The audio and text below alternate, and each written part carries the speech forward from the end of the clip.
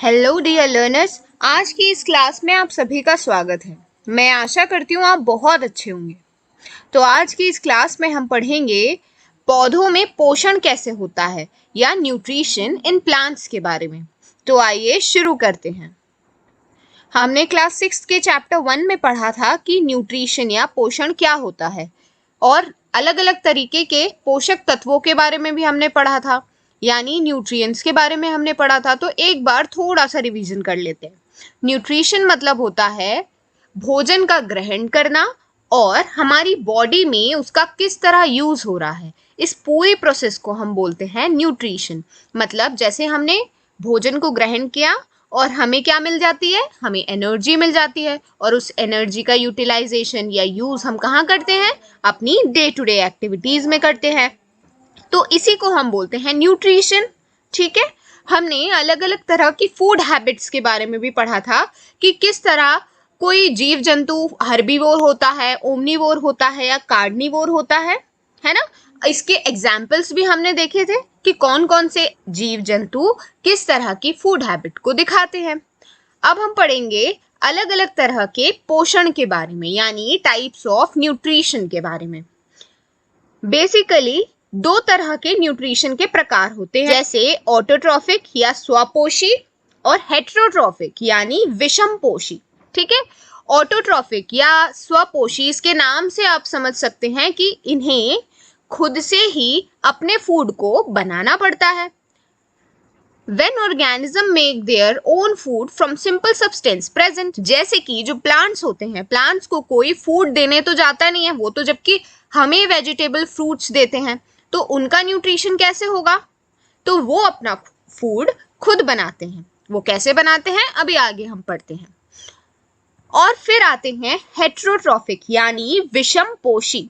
तो ऐसे जीव जंतु जो कि रेडीमेड फूड को खाते हैं और उसका यूटिलाइजेशन यानी यूज करते हैं, तो उन्हें हम बोलते हैं हेटेरोट्रॉफिक। जैसे कि हम अपना भोजन खुद नहीं बनाते।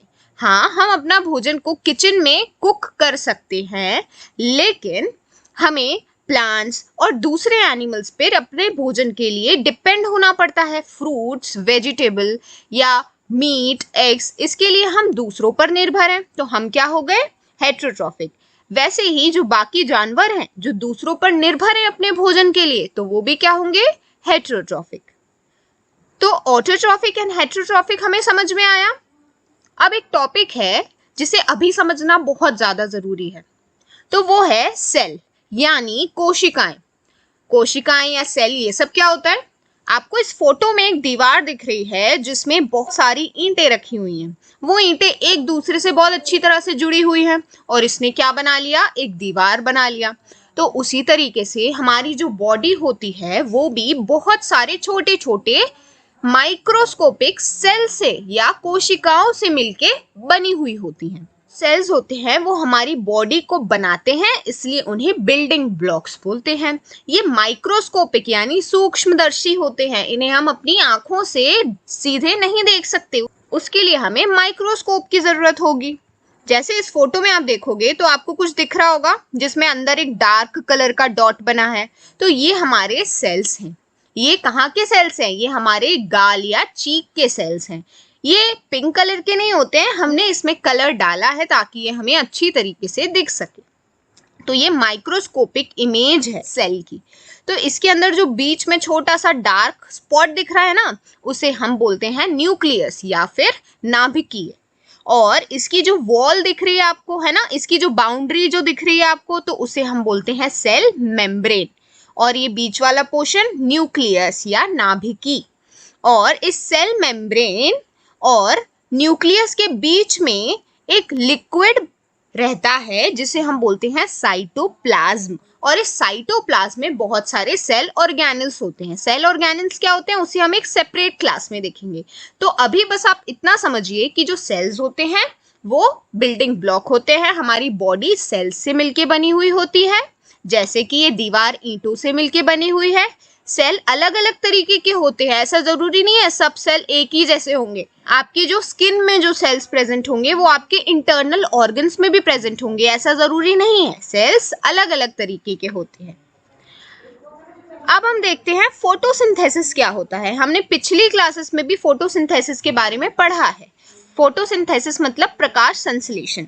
तो यह एक ऐसी प्रक्रिया होती है इसमें जो प्लांट्स होते हैं वो एटमॉस्फेयर में जो कार्बन डाइऑक्साइड प्रेजेंट होती है ना, हम भी कार्बन डाइऑक्साइड रिलीज करते हैं, वो भी कहाँ जाती है, हमारे वातावरण में चली जाती है। और भी जो कार्बन डाइऑक्साइड मिलती है वो प्लांट ग्रहण कर लेते हैं, और जो पानी पौधों को मिलता है वो सनलाइट के प्रेजेंस में एनर्जी प्रोड्यूस करते हैं। अब इसको थोड़ी आसान भाषा में समझते हैं। आप ये जो लीफ देख रहे हैं इसके पीछे वाले पोर्शन पे कुछ सेल्स प्रेजेंट होते हैं जिन्हें हम बोलते हैं गार्ड सेल्स। अभी हमने इस सेल्स के बारे में पढ़ा था, तो कुछ उसी तरह के सेल्स होते हैं गार्ड सेल्स। तो ये जो गार्ड सेल्स होते हैं इनमें छोटे छोटे पोर्स होते हैं जिन्हें हम बोलते हैं स्टोमेटा। स्टोमेटा कुछ इस तरीके से दिखते हैं। ये जो स्टोमेटा होते हैं वो हमारे एटमॉस्फेयर में जो कार्बन डाइऑक्साइड प्रेजेंट है उसे ग्रहण कर लेते हैं। और ये जो लीव्स होती हैं इनमें एक पिगमेंट प्रेजेंट होता है जिसे हम बोलते हैं क्लोरोफिल, जो कि इस लीफ को ग्रीन कलर देने के लिए रिस्पॉन्सिबल होता है। अब ये क्लोरोफिल एटमॉस्फेयर में प्रेजेंट कार्बन डाइऑक्साइड, सॉइल में प्रेजेंट वाटर और सन सिमिली सनलाइट को कंबाइन करके बना देता है प्लांट का फूड यानी शुगर्स, और हमारे लिए ऑक्सीजन को रिलीज कर देता है। अब ये फूड प्लांट के हर एक छोटे से छोटे पार्ट तक पहुंच जाएगा और प्लांट को एनर्जी मिलेगी ताकि प्लांट की फंक्शनिंग बहुत अच्छे से हो सके। आप इस फोटोग्राफ में बहुत अच्छे से समझ सकते हो कि किस तरह हमें सनलाइट मिल रही है, एटमॉस्फेयर से कार्बन डाइऑक्साइड मिल रही है, सॉइल में रूट्स की मदद से हमें वाटर मिल रहा है, और किस तरह प्लांट का फूड यानी हमें शुगर्स मिल रहे हैं, और एटमॉस्फेयर में ऑक्सीजन रिलीज हो रही है जिसे हम जैसे लिविंग बीइंग्स यूज़ कर रहे हैं। आपको फोटोसिंथेसिस तो अच्छे से समझ आ गया होगा। अब आप मुझे ये बताएं कि पानी में जो एल्गे प्रेजेंट होती है जिन्हें हम शैवाल या काई भी बोलते हैं, क्या वो फोटोसिंथेसिस करती होंगी, क्योंकि वो भी ग्रीन कलर की होती हैं। आज के वीडियो को हम यहीं तक रखते हैं। अगले वीडियो में हम कुछ और न्यूट्रिशन के मोड्स को देखेंगे।